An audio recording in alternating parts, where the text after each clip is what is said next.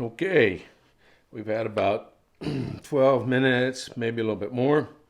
So I say when you put it in here, set your timer, walk away, or just look at your watch and, move on. Kind of forget about it. Let it cool by itself.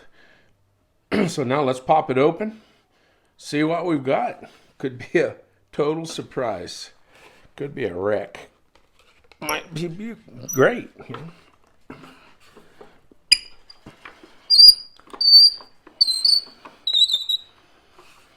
I'm going to drop that clamp this time.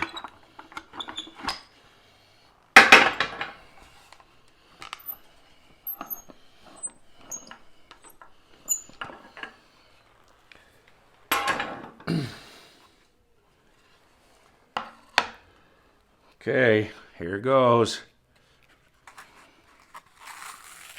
Stuck to it. That's a good sign. And there we have it. Look at that.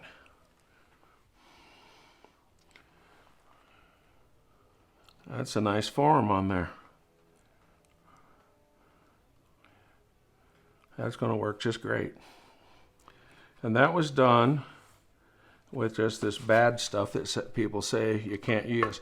But if you look here, you see the pattern that developed in here. You can't do that too many times. It just keeps crushing down. That's why it doesn't last too long. There was no marks on here when I started. Okay, but we have ourselves a good press. You can see on the back side, we're flat. On this side is all of the relief. You also have to think about which way you lay your knife. If you're right-handed or left-handed. I'm right-handed, so it would hang like this on my neck. I would pull this out. The blade would be there, and I'd pull it out to use it. If I was left, this would be reversed. Okay, well, we're going to make something out of this now. That's great. Okay. Get ready. Here we go.